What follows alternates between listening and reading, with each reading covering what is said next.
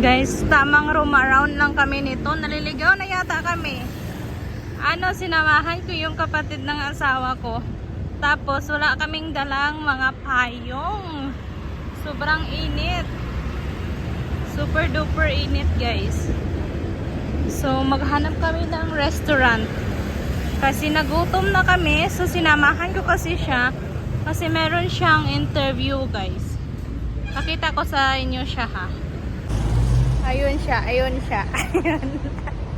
Masakit na yan yung kanyang binti. Ako naman parang estudyante ako. Tingnan niyo, may bag ako. Ayan yung forma ko. Diba? May nadaanan kami na bus station. Baka mag-bus na lang kami. Oy. Tingnan natin daw. We're going there? This is the metro. Why? You don't know this one? Go na. Ayaw na niya maglakad. Ay. We can do one thing. We will order here, we will eat here. Ano? There only. We'll go there this side. Mag-away na kami kasi gutom na.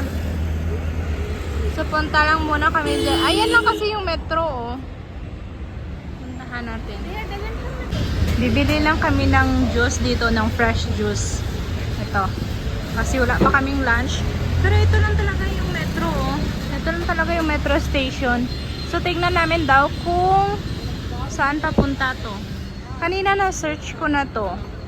Diba? So, kailangan lang namin mahimasmasan kasi nagutom na talaga kami, guys. So, ito lang yung binili ko, yung watermelon, guys. Hindi ko alam magkano to. 35 yata to. So pagkatapos namin guys maligaw at mahirap hanapin itong driver na to guys. Ito nakasakay na rin kami finally at on the way na rin kami sa bahay. So mahaba-habang biyahe na naman to guys kasi sobrang init.